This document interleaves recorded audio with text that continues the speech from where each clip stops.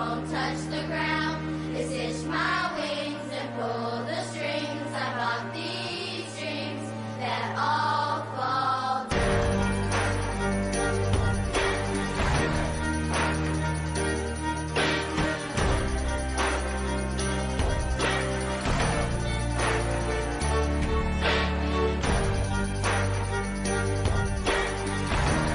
900,000 years ago, an alien videotaped his attempt to educate a caveman. The Prometheus and Bob tapes.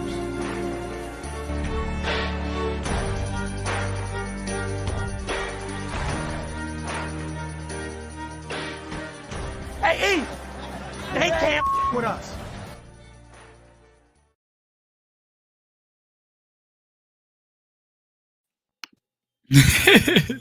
They got to make that a feature. They got to have a feature where it just automatically inputs the people as soon as it's done. Yeah, because I've embarrassed myself too many times, and you in association. Sorry, guys, that was my fault. Anyways, welcome to Sunday in February. We are your hosts. That's my brother Caveman, Mike the Caveman Lisman. Actually, you should stop what you're doing right now. You should click a new tab while keeping this one open, of course. Click a new tab, go to YouTube, type in The Cave, and subscribe to his channel right now, and go ahead and check out some of his content. I am Justice General Raffer, aka JA17 MVP. I caught it early, ladies and gentlemen. That's why I have the username, okay? All right, but welcome to Sunday in February. We got a great show for you guys. This is a wild ass NFL, very wild NFL. It's crazy. I mean, it was like it's underwhelming football. Like, I don't know, maybe not for you, but for me, like last week, watching it without the Bills was underwhelming, right? And because it was so underwhelming, when you look at the bigger picture, you step back and you're like, oh my God, the NFL is weird. Like it's like in a funk, you know what I mean? Or not in a funk. It's not even in a funk. It's just everything is flipped on its head. Like teams you thought was going to be trash are amazing. Teams you thought were going to be mediocre are really good. Teams you thought were going to be good are really bad. So I don't know, but we can get into it. First of all, I think what we started, there's been a lot of trades going on. I mean, a lot of people changing teams, right? The big one was Christian McCaffrey. He had his debut in the game versus the Chiefs. What did you think of how he looked in the San Francisco 49ers rotation? I mean, he looked explosive. I mean, I was shocked that just 2 days after the trade happened, he was already getting as much run as he was. I mean, nobody expected him to really play immediately after the trade. Then it was announced that he would dress, and then suddenly I thought he got a pretty fair workload considering the fact that he'd only been with the team for about 48 to 72 hours. So I thought it was a very, very fitting opportunity for Christian McCaffrey to find himself in. Whether or not the trade works out for the 49ers as a whole at the end of the day, I guess that's, something time will tell. But, Christian McCaffrey with a San Francisco 49ers offensive line under a Kyle Shanahan rooftop. I mean, that is a dangerous combination. And I'm just glad that Christian McCaffrey, after all those years with Carolina, is actually going to have an opportunity to win something, because I think he's, personally achieved a lot in his career, and I'm sure he's looking for some team success to put the cherry on top. So I hope he actually gets some, actually find some satisfaction in some new home in San Francisco. The way he looked in the 49ers game, it looked like old Christian McCaffrey, like when he was going crazy with the Panthers earlier, like before the injuries and stuff. It looked like he was reinvigorated, and it almost makes me like, wow, what if we traded for him and then he got reinvigorated? Like, what does that look like in our offense? So, obviously he's a great player, one of the best backs in the league, and he looked like one of them, on Sunday. But another trade from a running back that is kind of mind blowing, honestly, when you look at what this. Man, it's not my show, so. It's not that big, right? So when you look at what a team is doing, like the New York Jets, and what they're building, and how successful, how quickly it's come along in such a short amount of time, right? they have a star running back who is like out there balling in Brees Hall, rookie running back. Obviously, a lot to expect from him going forward, but he was unfortunately injured. I don't like the Jets. I hate the Jets, but I must say it's not like I don't hate seeing them have their little success. You know what I mean? It's not like it's hurting me inside, but I'm kind of like a little happy for them, and I don't know why I'm having such empathy or whatever, but I am. And so it's like, dang, man, that sucks that they running back got hurt. You know what I mean? Especially a running back who I like because I wanted to draft him. So they go and get James Robinson from the Jaguars, and James Robinson is a bad boy. He is a bad man. That boy, he's good. And it looks like another smart decision from the New York Jets decision makers. What'd you think of it?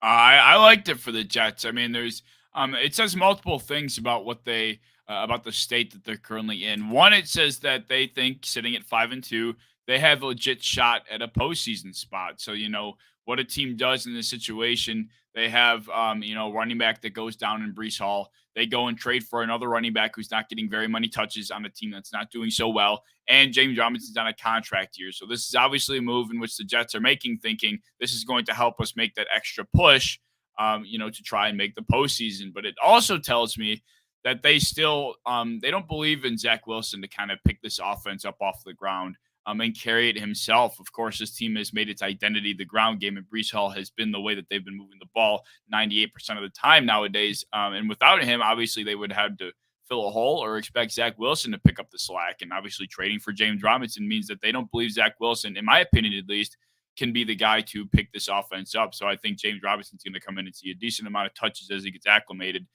Because they just don't think Zach Wilson is ready yet. And will he ever be? I guess that I don't know. I'm not thinking he will. Oh, so you don't like Zach Wilson? What do you think Zach Wilson's ceiling is? I mean, of course, just given what we thought of him coming out of his draft class, he had the physical tools to be a solid NFL quarterback and potentially one with a high ceiling. But at this point in time, he's not given much for us to believe in. He's sucked up to this point. I think the Jets are 5-2 because they've done well everywhere else. The quarterback position has not held them back, but he's not excelled. Zach Wilson hasn't really propped them up.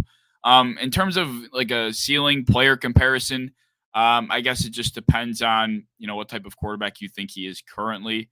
And you want to talk about how he's been playing now, or maybe his physical attributes, but I think it's fair to say that he could turn out kind of like a ceiling of, Kirk Cousins, perhaps. I think he becomes at best a game manager that's able to excel in a situation, which helps him the most. And that's not a slight, as much as I hate Kirk Cousins, but my mindset is I think he could be a pretty solid game manager, and that's probably about it. Yeah, but a Kirk Cousins comp coming from you is not a good thing. That's true. Fair enough. Okay.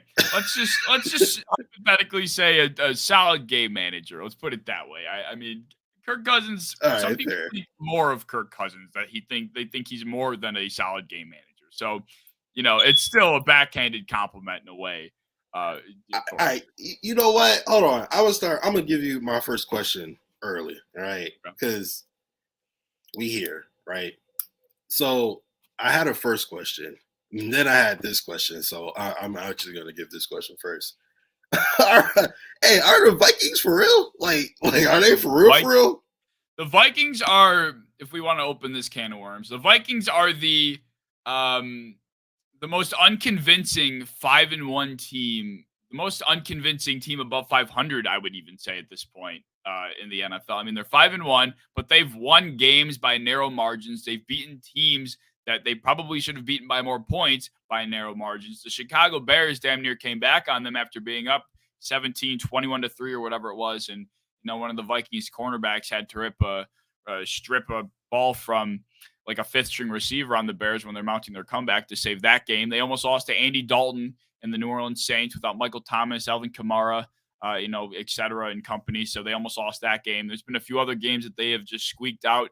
And the only game in which I thought they faced a true good football team was the Philadelphia Eagles on Monday Night Football, and they got completely embarrassed. So there's just not been much from the Vikings that I thought have been too convincing. And I know my bet before the season was I think no more than 9 wins. I think it was under 9 wins or something like that.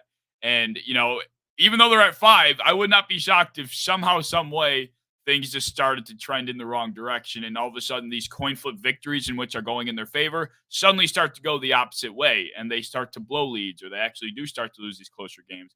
And then all of a sudden, they're an 8-9, 9-8 team all over again because they just can't figure it out. I don't know what it is. But once again, the Kevin O'Connell experiment, it's going all right, but it's not this rejuvenated Vikings team that a record may suggest.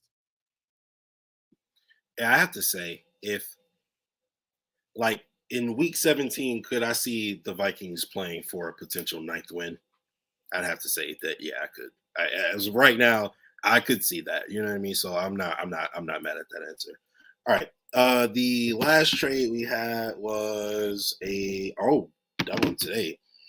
Robert Quinn. Holy hell. Wow. The Bears traded Robert Quinn to the already stacked to the masses defensive line of the Philadelphia Eagles. I mean, that defensive line is absolutely disgusting right now. What did you think of that trade? Some people were saying it doesn't really, do much for the Eagles. I think, Robert Quinn, although he's old, I think he's like 32 years old right now. And he's coming to a team that he's not going to need to be the face of the pass rush.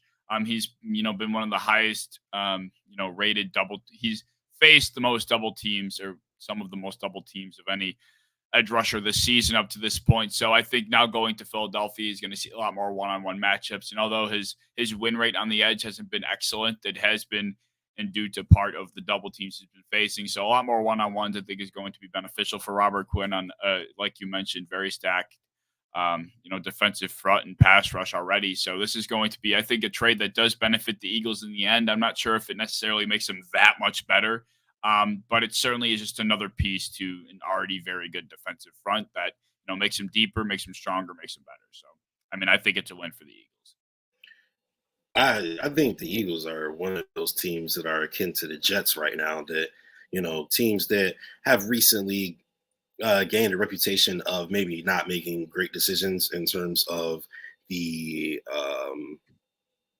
construction of their football team, let's say, or anything else that has to do with the football team, to be fair. But looking at their defensive line as it presently stands, you have Fletcher Cox, who obviously is a Hall of Famer, Brandon Graham coming off injury, but still an amazing player. Javon Hargrave, and then Jordan Davis. Like, now Robert Quinn as well.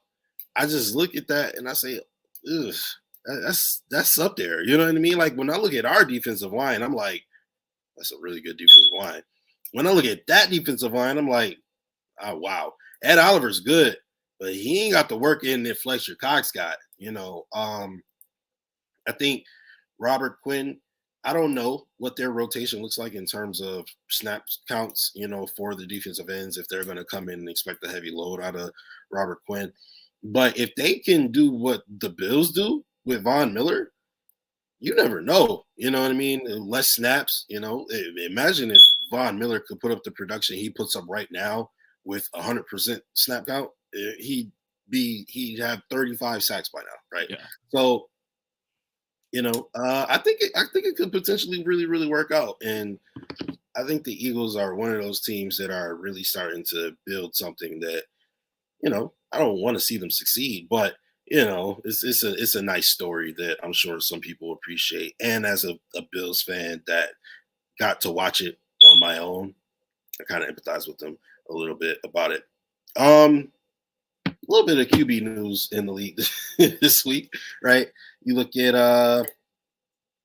I can only speak for myself when I say that I thought the Colts were going to be a problem this year. I really did. I thought they were going to be like, hey, you're not really thinking about it, but if you don't be careful, the Colts is going to come and bite you. Like, they have not been. They have been nothing. I thought they were a big, scary dinosaur, and it turns out they were Barney, right? I mean, they did do one good thing. They beat the Chiefs for us, so that was great. Although, so now we have a 2-game lead on the Chiefs. with that, and then with the head-to-head win, obviously, so that's cool, but they haven't done much else. And as you informed me, because I didn't even know, Matt Ryan has been benched for the season. So clearly, Frank Reich don't. I mean, things ain't really looking up for the Colts. What do you think about them benching him and going to the backup? I man, I didn't think something like this would happen at all this year, just like you and I think most people. You're welcome. Yeah, you're very welcome because that's been a talk about rejuvenation. But anyway, yeah, I mean, just like yourself, just like many other people, I had no thought in the back of my mind telling me that I thought the Colts could fail again. I mean, you bring in a quarterback like Matt Ryan, who at the time I perceived to be an upgrade over Carson Wentz, behind an offensive line that was, top 5 in run blocking, with Jonathan Taylor back there, who just had the year he had. They draft Michael or Alec Pierce, who's been pretty solid so far. Of course, Michael Pittman on the outside. It's a lot to like, and the Colts defense is always solid. So, where could things go wrong? But as we've seen, things have gone as wrong as possible. I mean, the receiver depth has been questionable. Paris Campbell is, he had 10 catches this past week, but otherwise he hasn't really been that involved. Michael Pittman and Alec Pierce, they're not really, anything more than these bigger bodied receivers. And they don't really do much after the catch. And considering the way the offensive line has been playing, Matt Ryan is, he was terrified back there, and he does not do well under pressure, especially at this point in his career. And he's just worried about throwing another interception. He's just worried about fumbling and getting strip sacked again. And he's just going down so quick, or he does end up making a poor decision. So it leads to him being benched. They did say that he's dealing with a shoulder injury, which maybe could have, played into their decision. But you don't bench a quarterback for an entire season with a shoulder injury that doesn't appear to be too serious. So obviously that injury is not really playing too much into it.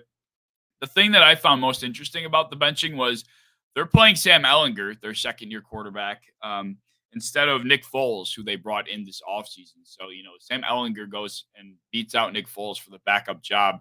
And I guess it makes sense at this point, right? Nick Foles was probably a guy you turn to if Matt Ryan was really struggling the way he was and the Colts were finding more success. And maybe Nick Foles can, continue the success of the football team, or at least maybe prop it up. Where now the Colts are sucking. They're probably thinking we can see what we have in Sam Ellinger while the games are pretty much a crapshoot at this point. But this is about as big of a dumpster fire as they could have imagined, and a lot of people should have a target on their back in that front office and organization. What's weird is everybody said that we'll get into the AFC South. Oh no, I think we already talked about the AFC South. But what's weird is everybody said that the Titans was hot garbage after we stomped them, on Monday Night Football. But look at them now; they're 4-2, and they look like the best team in that division. They look like they're about to walk away with that division if the Jaguars don't do something soon. But because Jaguars is the only ones that look like even a competitor or like it has any chance to catch up with them at this point. So we'll see what happens there. But the other QB news we wanted to talk about was what the hell happened in New England. I couldn't watch the game. But I'm watching my TL just laugh and laugh and laugh at the I was I was on Twitter and literally people was like, at first it was like, oh, Mac Jones just got benched. Then it was like Bailey Zappi was good. He was 4 for 4 with a touchdown. And it was like we just watched a man lose his job and all this other stuff. And then it was like these QBs is having a mid off. Like so, I didn't know what was going on, but when I watched the highlights, it looked pretty rough. What can you tell us like what actually happened and what you thought about it? So going into the game, it was announced that Mac Jones and Bailey Zappi would both play in this game. So it was expected that we were going to see both of them. It doesn't seem like Bill Belichick has really made up his mind, even as of right now. And Mac Jones is also dealing with that ankle injury too on top of it. But the Patriots were, they went into that game and Mac Jones started, and he ends up throwing a relatively piss poor Jimmy Garoppolo-like interception. And the next drive, Bailey Zappi wanders out on the field. And, of course, the entire stadium is exploding. And, they were already chanting Zappi, halfway through Mac Jones's first drive. The poor guy's getting disrespected like crazy. And Bailey Zappi goes in after he throws the interception. He does have a nice third down completion for a first down. And then just like a play or two later, He finds Jacoby Myers up the sideline, who is butt naked, mind you. He's so wide open. And to be honest, Bailey Zappi having as much time as he did, it should have been a much better throw. Jacoby Myers had to pretty much full diving extension, and he like dove on the ground and somehow he was able to get up in time before somebody touched him and still walk into the end zone. Like, that's just how open the guy was. So, it made the stadium explode. It was fun and exciting, sparked the offense for the Patriots. But after that, it just kind of went downhill. He did lead another touchdown drive following that. But, after that, Bailey Zappi just pretty much, like you mentioned, continued the mid-off between him and Mac Jones. So it's still not been announced who's going to be starting next week. I'd like to think that Mac Jones, the quarterback that brought them to the playoffs last year, is going to end up being the starter when it's all said and done. But it was a fun 15 minutes of excitement and randomness to see these two quarterbacks in New England just go back and forth with whatever in God's name they were doing. No,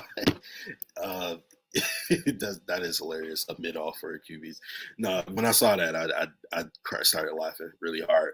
I just think I didn't know that going into the game they were going to play both of them.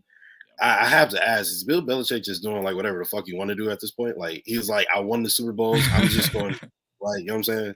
Yeah, who knows? I don't know what he's doing. I think maybe he's thinking he's doing something innovative or doing something that he thinks is smarter and outside the box and nobody else would do. Who knows? Who knows what Bill Belichick is thinking? But I guess he's earned the right to not be questioned, I guess, right? I mean, what is he doing? Nobody may know, but that's the better question.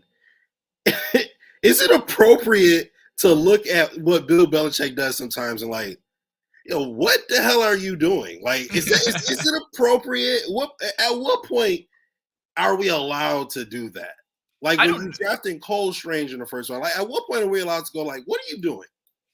The ironic thing is, especially over the last 2 weeks. So going to this game, if you held a gun to my head and asked me who's going to win this game and you got to choose the winner to live, I'm taking the Patriots, like not even blinking, because they had taken down the Browns pretty easily 2 weeks ago.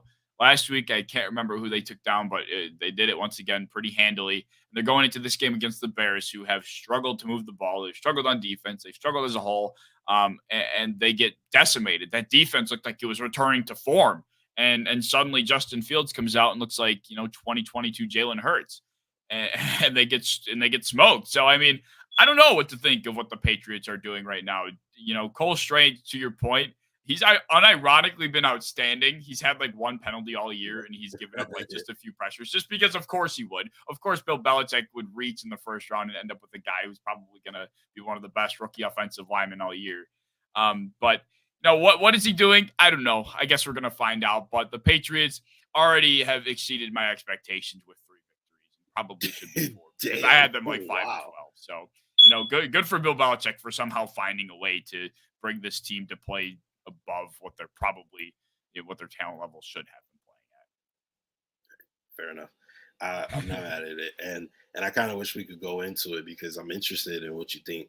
I mean, we talked about it, but like what the Patriot ceiling is. Let me ask you just that. Just simplify it. Ask you, what is the Patriot ceiling this year? I think if they exceed 7 wins, I think they blow the roof off. I mean, so I'll say the ceiling is 7 wins. There's just the quarterback controversy they're having at the moment. If their defense, if it's able to play like it did the previous 2 weeks, then they'll have an opportunity to hit that benchmark. But, if they're going to come out and be inconsistent, as we saw last weekend, I can't guarantee that anywhere near 7 wins is in the realm of possibility. So I'm going to say 7 wins is their ceiling. Fair enough. I think that's fair. I'm not mad. I don't think anybody would disagree with you either. But let's get into the depth of some teams that we can talk about. So for this week's – no. Before we get into the roster breakdown, I want to do one of these by ourselves because I am. All right. Buy or sell. The NFC East is better than the AFC West. I mean, we have to say buy, right? I mean, what is there not to buy? I mean, it's like staring at, oh man, what's a good way to put this? It's like staring at a bunch of it's like staring at 2 garages, right? And one garage has a bunch of Lamborghinis in it, but all the engines are gone. They've been stripped. It's pretty much just the bodies. And, Okay. maybe you could get the scraps off of one car being the Chiefs, and, that one runs fine. The rest of them are just, they sit there and they look pretty, but they don't do anything, kind of just rot. And the other side, you got what, a bunch of like 2015, 2016s, run pretty well. They exceed your expectations, get the job done, and you're happy with them. I mean, what's in terms of, performance, which garage are you taking? I mean, you're taking the NFC East garage, the AFC West garage. It might look pretty, they might sparkle a little bit, but they're not getting you anywhere. They're not doing anything that's going to knock your socks off. You got the other side, they're doing more than you need them to do. So, I mean, yeah, why would I not buy the fact that the NFC East are, they're better than the AFC West, which I never would have predicted. This year has sucked. I'm going to go off on a tangent real quick. This year has sucked. I know a lot of people embrace chaos. They love the craziness, and I do to an extent. But what we do as content creators, not being able to sit here and confidently say the Buccaneers can beat the Pittsburgh Steelers without half of their defense, and the Carolina Panthers starting PJ Walker with the greatest quarterback of all time under center. If you're telling me I can't even predict that right, I don't know what else am I supposed to do? I mean, parody is fun, but that's ridiculous. Like, I mean, it's getting ridiculous right now. I can't handle this ridiculous, just nonsensical unpredictability. It's pissing me off. It's very odd. It's very weird. And what's crazy is that because I'm like such a diehard Bills fan that like I really only pay attention for real to the Bills. Like I said, this week sucked. Looking at the games, I was like, yo, these games are terrible, but because and then the Bills didn't play, so there wasn't that added incentive to watch football that week, right? And then I look back and I look at the league and I'm like, yo, what is happening? So, I like it's really weird. But I think the cool part about it is it's 6 weeks in, and who do you think knows who they are as a team besides the Eagles, Bills, and Chiefs? That's the answer is nobody. Nobody knows what they are or what they're going to be or what they could turn out to. Like, nobody has a clue. I mean, there are teams that have seemed to found their identity, but they're not teams that are really going to, make, strike fear into anybody. I think it's fair to say the Jets are slowly finding their identity, a defense with an extremely strong secondary, a run game that's going to probably give you issues throughout the game, and a quarterback that's not going to win you the football game, but he's going to do enough. I think they're slowly finding their identity. A team like the Dolphins, on the other hand, where, they got all the shiny weapons, but, Tua Tagovailoa, they've struggled with injuries at the quarterback position. The secondary entirely for the Dolphins has not been too healthy either. So they're kind of struggling to figure out what they are or what they can be because of all these X factors. So, I mean, nobody really knows anything about any team at this point. I mean, me and Jake, when Jake was on my show, it was like the 5th or 6th episode. Can't say the exact phrase here, but he said, we don't know S about F. And it's so true. Like, we don't know anything at this point. You can't tell me that the Bucs can't beat the Carolina Panthers and expect us to be able to predict what's going to happen in week 8. So nobody really knows what they are at this point, right? Yeah, I guess so. But it is cool. It does have a really cool feeling to be a Bills fan. Honestly, the only thing that pisses me off is that the Eagles are still undefeated, so they get that little, oh, I'm undefeated. I haven't even lost the game yet. And we technically haven't either, but, it was like us 2 seconds too late, to kick a field goal that Tyler Bass 100% would have made. So whatever. Okay. But the next buy or sell, I think is a fair question. Okay. Buy or sell the Eagles, Giants, and Cowboys. That division race will not be decided until week 17. So what we got right now, the Eagles are in first, 6-0. 6-0. Giants are in second at 5-1, and the Cowboys are in third at 4-2. The Cowboys lose the second game? Yeah, they lost the second game to the Eagles, I believe it was. Okay, so the Cowboys they're 5-2? 4-2. Oh wait. Oh, that was week 7. I think it might be 5-2. Anyway, I'm gonna say I think the Eagles take a stranglehold on this division. I think it'll be earlier than week 17. So I'm gonna sell that. I think the Eagles will take a chokehold on this division and be able to solidify it as their own prior to then. So I'm going to sell that one. Okay. And that's what I was asking basically, because I thought that it was an interesting question. So let me just give this some context now, because this is actually a lot closer than what I thought it was. The Eagles are 6-0. Yep. The Giants are 6-1. Yep. The Cowboys are 5-2, and even the Commanders are 3-4. I mean, 3-4 looks horrible in this division. In some divisions, that's second place. So, I mean, this division is is very close. And I think I agree with you, because I do think the Eagles are going to run away at some point. But then I'm looking at it, I'm like, if I'm giving the Eagles, I did not expect the Eagles to be 6-6, 6-0 right now. If you would have looked at the schedule and asked me what would the Eagles record be, I'd be like 3-3, maybe 2-4, right? So if I'm giving the Eagles the benefit of the doubt, granted they've looked amazing, but I'm giving them the benefit of the doubt that maybe they are a good team. You have to look at the Cowboys with the benefit of the doubt. The defense is real. Dak is back. Oh, I hated that rhymed. The Dak has returned. I don't like the Cowboys. All right. Dayball and Shane, they look like they're building a culture there akin to what, Bean and McDermott created here.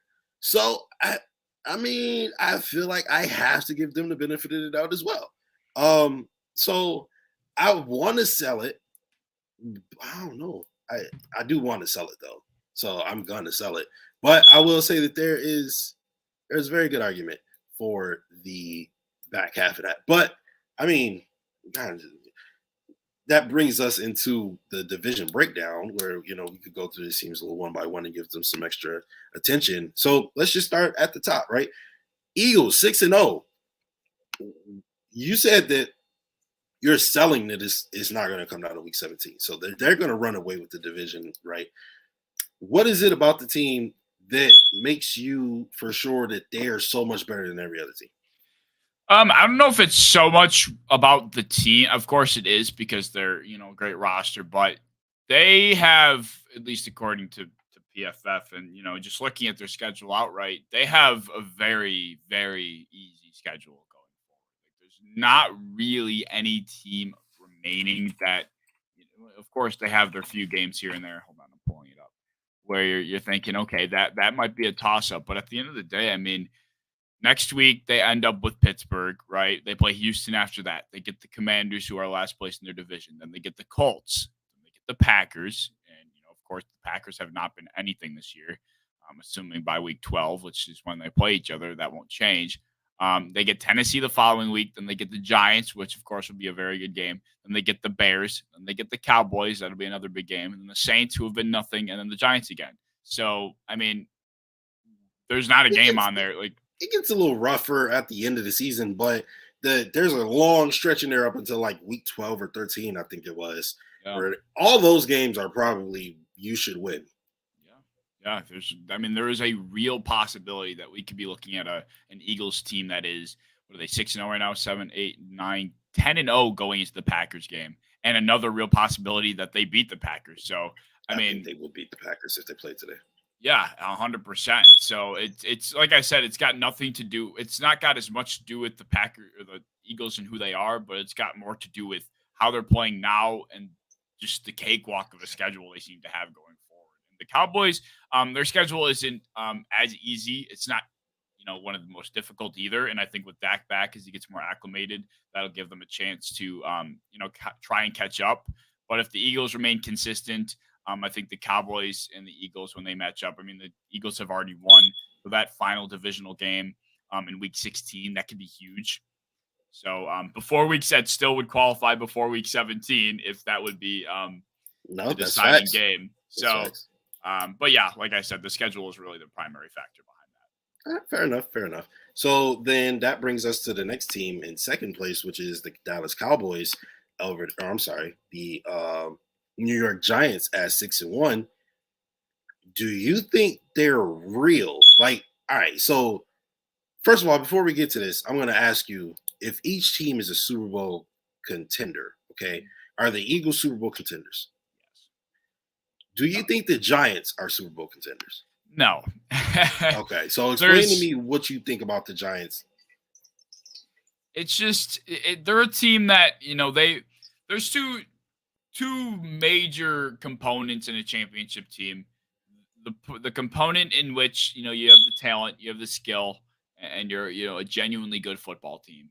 And then the other component, the hardworking foundational family environment that you build. And they have that part. That's the part they have down pat through 8 weeks, 7 weeks up to this point. They clearly have the foundation built. They've laid down the family, environment. They're very close. They play, gel well together. They have that part down. But still, the meat and potatoes, you still got Daniel Jones at quarterback. He's been playing well, but he's not necessarily going above and beyond like you may need him to in a playoff game. You may, of course, they have Darius Slayton running on the outside. Rondell Robinson's coming along, but they don't have the talent at the wide receiver position. Their tight end, the rookie tight end, who's actually starting to kind of come along, got poked in the eye and is, having season-ending surgery. So there goes another weapon of theirs. It's pretty much Saquon or bust. Without him back there, it really changes the dynamic of that offense. Their defense is playing, been playing pretty well, but it's not a defense at the end of the day that's going to hold a playoff team to, a low enough amount of points for their offense, which I don't view as being very talented to keep up. So, long story short, they just don't have the talent yet, and they're on their way. Okay, fair enough. I tend to agree with you. Looking at the Giants, I feel like they are a team that is building. They, you know what I'm saying? They putting the steps down, right? They building the blocks or whatever. But they're not quite there yet. And they are looking good though while they do it. So hey, that record looks very good. It's a record that we want to have after this coming Sunday night. Lastly, I'm sorry, we actually do have to talk about the Commanders. The Cowboys at 5-2. I mean, remember when they played the Eagles, it was, what's his name? Bailey. I'm sorry? Cooper Rush. I don't know. I was getting Bailey. Dan Bailey's a kicker. Yeah, exactly. Cooper Rush. I'm sorry. I just blinked on his name. Cooper Rush was starting.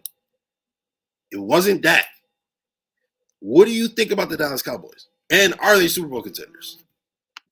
I'm gonna say yes, as long as Dak returns to the form of accelerating an offense to being one of the highest scoring in the NFL. Over the last 2 seasons, he's last year he led the highest scoring offense in the NFL. In 2020, had he not hurt his ankle, I think he was well on his way to leading the highest scoring offense in the NFL. Now you have a defense which is playing at a top 5 level. You pair those two pieces together, and you undoubtedly have a Super Bowl contender. At least that's what the simple math would say. But we're living in 2022. We don't know what anything adds up to anymore. But long story short, if Dak Prescott is able to return to his normal self, which last week, granted, he was probably a little rusty, but you're playing against the worst defense in the NFL, and it looked like the Cowboys seemed to struggle on offense a little bit against the Lions. But that'll be something to watch. But I'm going to say yes, they are most certainly Super Bowl contenders in a very weak NFC. All right, so I'm not going to reiterate everything you just said, but I agree with you pretty much everything you just said. All right, last but not least, we have the Washington Commanders here at 3-4. First of all, I have to ask you, and I know this one is a tough one. Are they Super Bowl contenders? With Carson, no, I'm kidding. It really is a no-brainer, right? I mean, we're looking at a team that, Ron Rivera, I think he's seeing his final days in the NFL. I think there's been some mismanagement done with this football team. I don't think he lasts after the season. I think they'll move on. Carson Wentz, of course, got injured. He's going to be out 4 to 6 weeks. So now they're rolling back to Taylor Heineke. I bet when Taylor Heineke got announced a starter after the Carson Wentz injury, it just reminded me of this small handful of quarterbacks that no matter how bad you keep them out, you try to keep them on the bench, they always find their way into a starting role, no matter what. And Taylor Heineke, I think, after this Carson Wentz injury, enters that small circle. I mean, he's the new Fitzpatrick.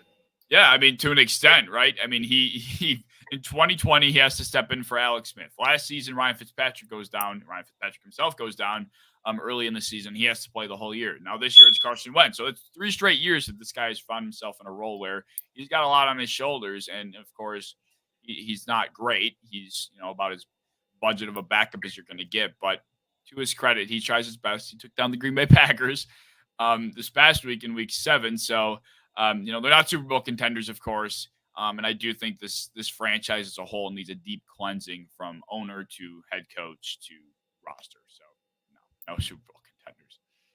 You know what I wonder? I wonder if once you become a backup quarterback, you just fall into the life of a backup quarterback. Like that's just how you think and how you live now. Because I'm sitting here thinking you get more years in the NFL, you get more time to study, you get more time to sit behind somebody and learn.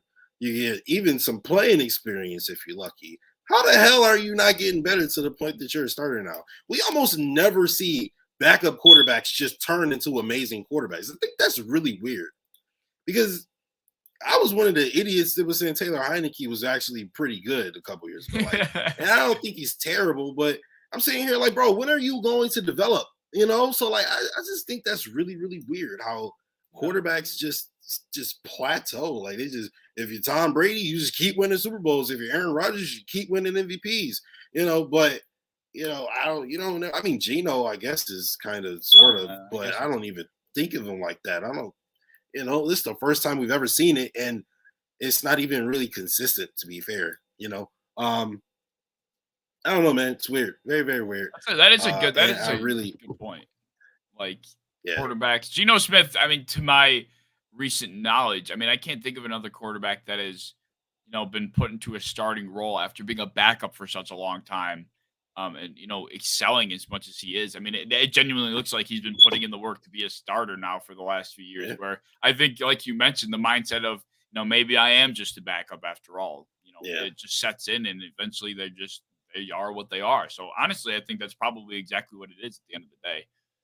Yeah, it's mind over matter at the same time. Yeah, absolutely. So while we're here, I might as well get into my second question. Are the Seahawks for real?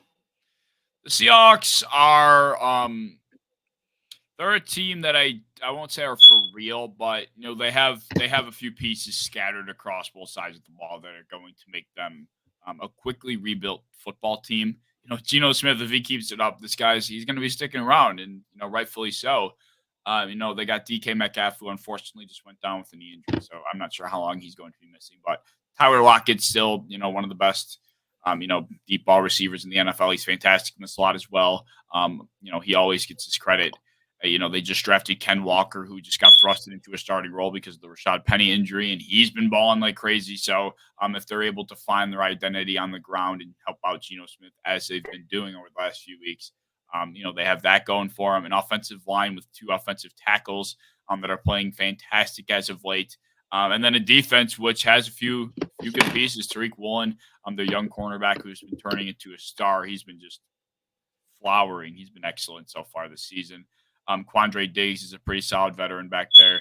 They have a lot. They have a lot going for them, and pieces like I mentioned, young pieces scattered across both sides of the ball that I think could be very helpful in terms of their turnaround for a quick rebuild.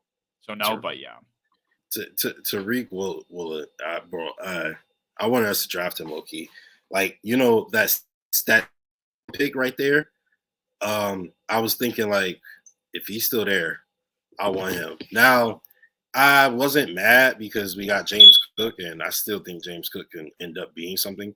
But I wanted him. So I'm not shocked to see him doing well over there in that Seattle defense that breaded, obviously, Cam Chancellor. Cam Chancellor. So they can make him a beast because, he might be Cam Chancellor 2.0 if we be completely honest. If they can build him up the right way, he could be. He's big, he's fast, he's strong, he hit like that. Yeah, he could be. Last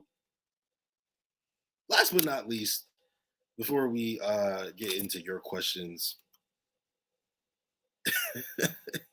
Now, these are, objectively, maybe the 2 greatest quarterbacks who have ever touched the football. Objectively speaking. Now, I'm going to cape for Rodgers a little bit. I think that a Super Bowl is the responsibility of a GM and head coach. Okay. I think that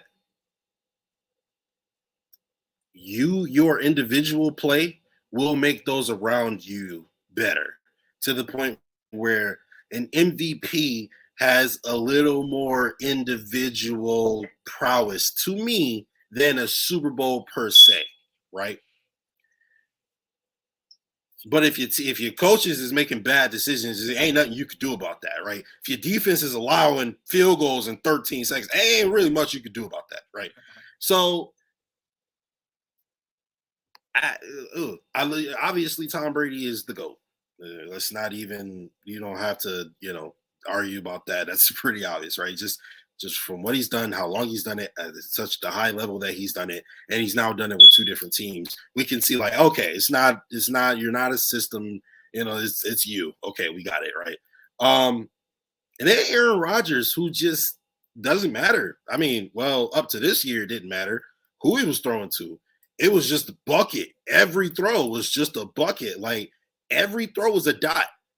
Doesn't matter. Like the most accurate quarterback outside of Drew Brees, maybe I've ever seen. No, I would say he's more accurate than Peyton because, like the thing that pisses me off about Rodgers because I've never liked him, right? Because I was kind of like a Brett Favre fan, and I always had like a bad taste in my mouth from that situation. But I would watch this man just sidearm a throw, and it just goes to the most beautiful ball placement. I'm like, how did he do that? Like, how does he do this? So, like, I would say he's the second most accurate quarterback I've ever seen in my life, next to Drew Brees. And I don't even know, it's probably like 1A, 1B, because they just do it in different ways. Drew Brees is very accurate in a sense of it's short yardage a lot of the times. He can also throw the deep ball, but for the most part, it's short to intermediate. Rodgers don't give a damn. He could toss the ball all over the yard. So he is the most talented quarterback I've ever seen prior to Josh Allen. But that was a long-winded way of saying both of them is being bums this year. So, like, what's going on? What's happening with that? Oh man, I think the Green Bay Packers had this coming. You don't do it. The Chiefs did. So the Chiefs and the Packers found themselves in very similar situations this offseason, right? 2 defenses that, I thought the Packers defense, to be fair, was going to be a top 5 unit. They've been terrible. But nevertheless, 2 defenses that have never been top 5 or top 8. They've always been, helped out by a very solid offense. So there's that. And then 2 offenses that both lose their top wide receiver with 2, on their way to being Hall of Fame quarterbacks, right? What the Chiefs did was go out and sign Marquez Valdes-Scantling, who ironically came from the Packers. They get Juju Smith-Schuster. They draft Sky Moore. They do things to recuperate this loss of Tyreek Hill to help make up for it and help out Travis Kelce because, he's going to need it. I mean, the backfield is, never been their strong suit. They run the ball pretty well. I mean, they have been as of late, but, nevertheless, they go out and do things to help out the loss of Tyreek Hill. You got the Green Bay Packers they went into the year pretty much relying on drafting, Christian Watson and the running backs, and it's just not turned out well whatsoever. We're seeing what you reap when you sow, and you don't try and recuperate what you lost in Devontae Adams. So you know what, they had it coming, and I don't feel bad in the slightest. I think they've been a very poorly run franchise over the last couple of years now. They've had many opportunities to go and get somebody to help out Aaron Rodgers. They go and draft Jordan Love. They missed out on guys in the past. We can go down the line. But that's what the Chiefs did differently from the Packers. And the Packers could probably be in a similar situation as the Chiefs right now had they followed the same formula, but they haven't. So that's what happened with the Packers. What's happening with the Bucs? Okay. I think long. Yep. Go ahead. Do you think that Tom Brady? Do you think that Tom Brady saying that I'm not retiring no time soon was a shot at his family? Oh, at his family? Oh, I mean, look, there are many avenues going, on the Bucs now. Obviously, this, most of what's going on with at least the Buccaneers offense, I think has to do with Brady's mental state. Of course, it's easy and, pretty lazy to chalk it up as such. Of course, the play calling hasn't been fantastic. And, their defense has been, terrible over the last couple of weeks. At the end of the day, Tom Brady usually can make up for stuff like this, and he hasn't been because of the mental state that it seems like he's in at the moment. Who knows what's going to happen? Does Tom Brady retire after the season? I don't know. I have no idea. I mean, it could go one of two ways. If he gets a divorce, then, he might say, screw it. I can play till 60 now. I don't have a family to go home to. You know what I mean? But if he stays with his wife, which I don't know the state of their current relationship right now, I don't know what the latest is on it. But if he stays together, I think it's probably safe to say that this is going to be the last of Tom Brady, especially if the year ends on a sour note. But yeah, I mean, it could have been a shot. It could have been a shot at Gisele. Who knows? Who knows? Yeah. I was just being petty, but No. I appreciate you for answering the question. All right. What do you think of the Bucks and why? Well, you said a lot of their offensive struggles is, because of his mental state. Do you think they can turn it around? Yeah, I mean, you can never count out Tom Brady. I think we've figured that out, right? They have a big potential bounce back game tomorrow against the Baltimore Ravens, who I thought were going to be a powerhouse in the AFC, but they have turned out to be, a very thin piece of paper. Point. Yeah, so I mean, if they can go out, this is a perfect opportunity to beat a team that is supposed to be good, but of course is having their own troubles as well. If the Bucks come out and beat the Baltimore Ravens, then this will be the game that kind of thrusts them back into gear. But if they lose this game too, that'll be 3 dropped. That'll move them to 3-5.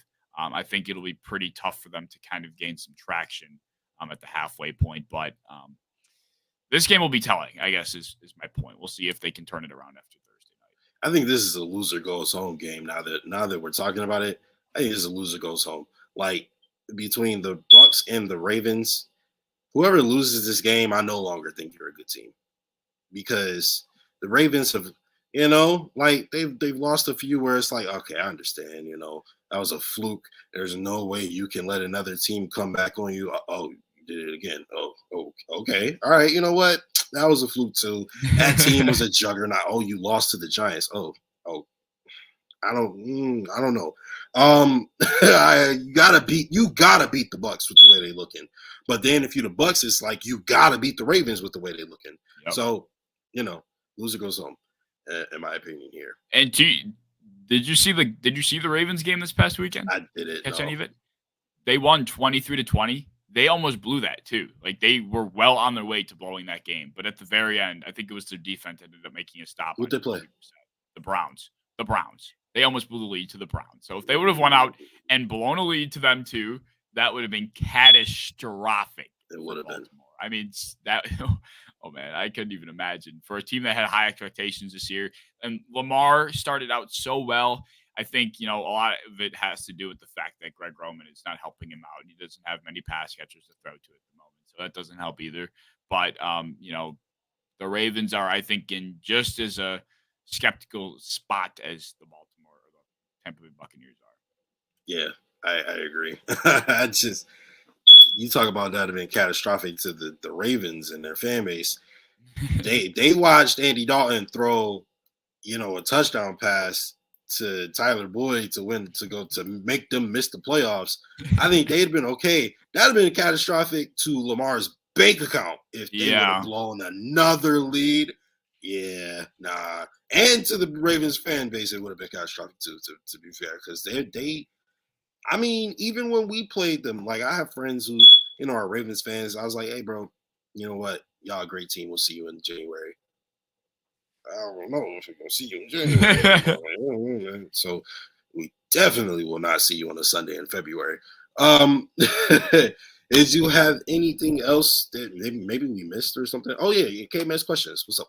Yeah, I got, kind of even going back on the point that we were just talking about. My first question, and I have a question and a hot take. My first question was, out of the Bucks, the Rams, and the Packers, 3 teams that we are used to being juggernauts, who do you think has the best chance to make the playoffs out of those 3? Oddly enough, I think it's the Packers.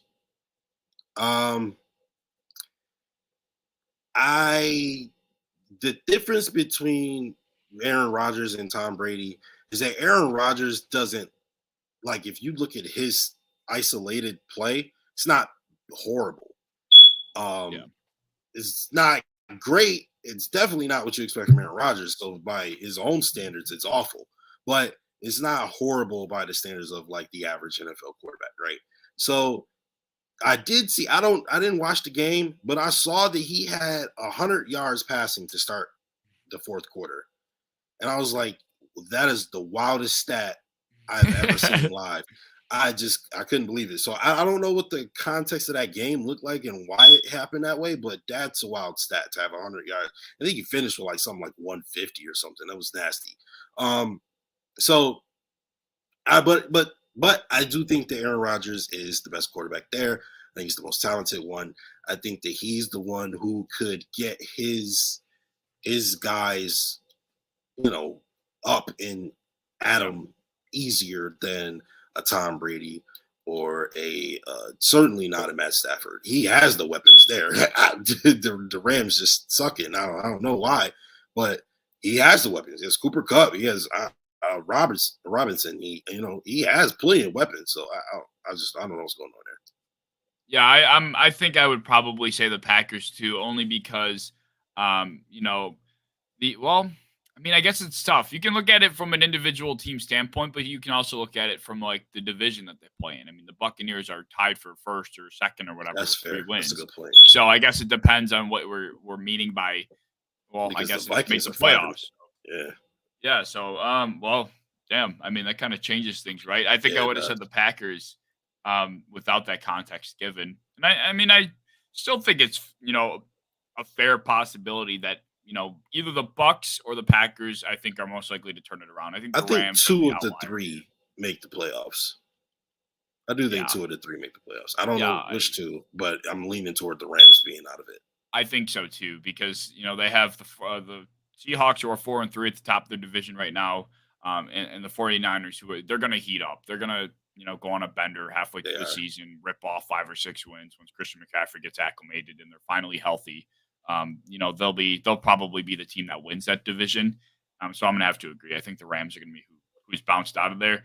Bucks are probably most likely to make the playoffs just because of their division circumstances, but I think the Packers also make it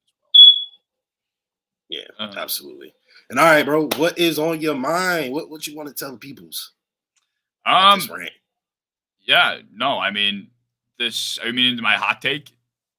Oh, hot take. My bad. Yeah, no, you're good. My hot take was referring back to the AFC West. You asked, do you think the NFC East is better than the AFC West?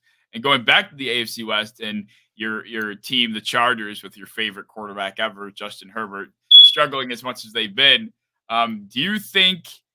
My hot take is I think it's possible that the Las Vegas Raiders end up ripping off a win streak, taking the second place spot in the AFC West, booting the Chargers out of it, and they end up missing the playoffs. So I was wondering what you thought of that. That's like music to my ears. I don't like no, it's not even that. It's not that I don't like the Chargers or I don't like Justin Herbert. I just need him to earn it. You got to deserve it. You know what I mean? And because I feel that way, I don't see him as that right now. So, I mean, am I biased? Sure. I kind of want him to fail so that I could be like, what was y'all thinking talking about top 5 quarterback? Because it's so like just popular to say he's a top 5 quarterback. And I want to be like, all y'all are stupid. You know what I mean? So like, that's just my own bias. But I think he's talented. I think he has certainly the potential to be a top 2 quarterback. But you got to earn it. You got to do it first. And it pisses me off that they suck so much and that they still have a good record. That ticks me off, yo. I'm not gonna lie. It really does piss me off. And I actually tweeted something about this. I said, I truly believe that the Raiders are the worst good team in the league and the Chargers are the best bad team in the league. And I swear I believe that. I think the Raiders are better than the Chargers, but if you look at their record, they suck.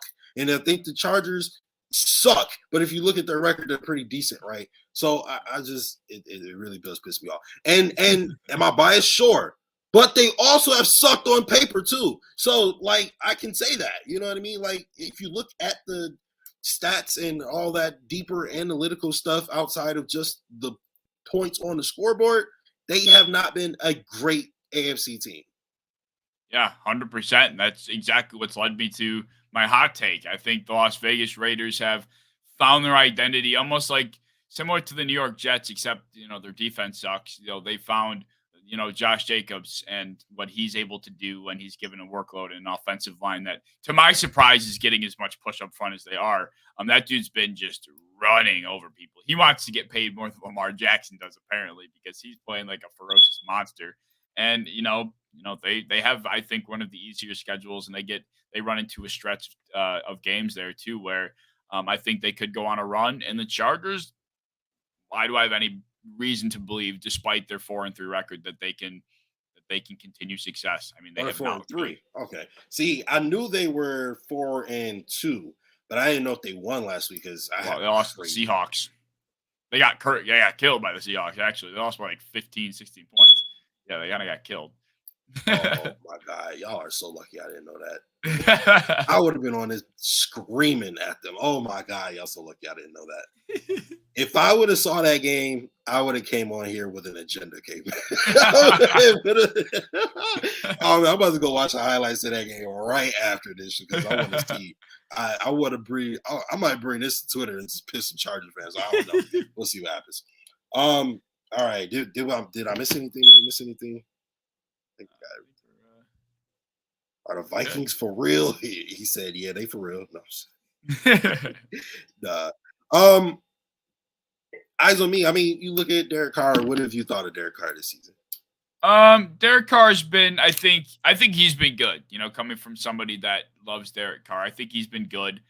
He hasn't put up the numbers that I was hoping he would, but that's not because he's been bad. It's just been because Josh McDaniels has been running the crap out of the ball, and Josh Jacobs has been finding tons of success. So, I mean, when they're going out there and running the ball and, throwing it every fourth down, it's not really much opportunity for Derek Carr to have to really put up the numbers I was hoping he would, but that doesn't mean he's been bad. So, I've been happy with it. And I'm glad that the Raiders are finding offensive success and Derek Carr is, able to, do what he has to help them win. So it might not be everything that I've hoped it to be up to this point, but, still, credit to Derek Carr up to this point. He's doing his job. Yeah. And again, that goes into my whole, the Raiders being the worst good team.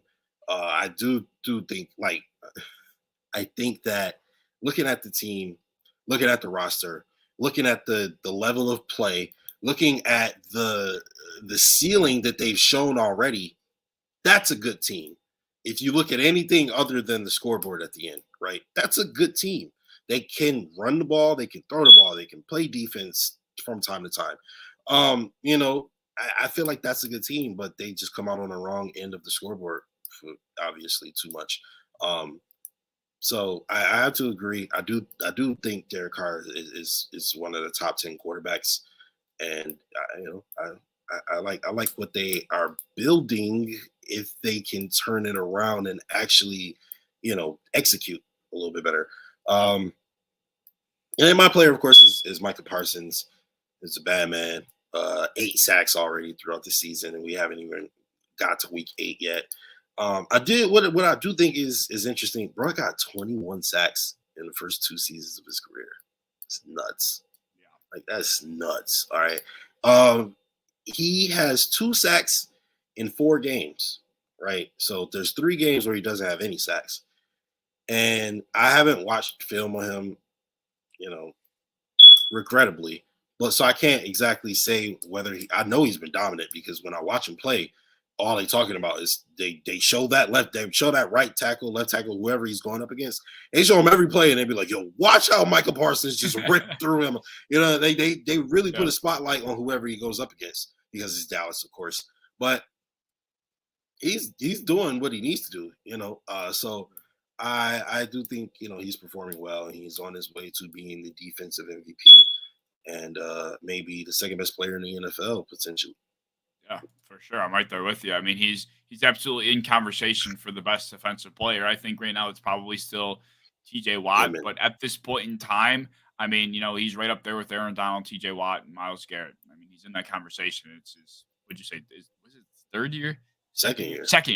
Yeah, I mean, that's nuts. So yeah, absolutely. Looking at maybe a potential legend here. But all right, I think that's everything. All right. Do you have anything you want to tell the people, Caveman? Let everybody know where to follow you and whatnot. I mean, yeah, you guys, if you're watching our show, you probably know exactly where to find the both of us. But you can find me at the Caveman on pretty much any social media platform. I have an account there somewhere, and you can just look up the Caveman NFL, and you'll probably find me. Absolutely. But of course. Go ahead. Am I pointing the right way? We couldn't see. Like the little thing was blocking your finger. There you go. Make sure you follow him too. He always pumps me up. It's time that I pump him up. Justice, hella highlight videos. The dude is a mastermind at putting things. You guys don't know how much he does behind the scenes, man. You guys have no idea how much this man does behind the scenes. So he might. Not why I do that. Okay. He might go up on screen and do a fantastic job too, but that's just a fourth of it. So I just want to make that very clear. I appreciate that, bro. But seriously, yeah, that does means a lot. So I thank you. But thank you guys for tuning in and hanging out with us, chilling with us, watching even after the fact. Still appreciate all the love and support. Every like, comment, subscription, retweet, share, repost, all that. I haven't said that in a while, so I wanted to say it. We appreciate you guys. Thank you guys. Go Bills.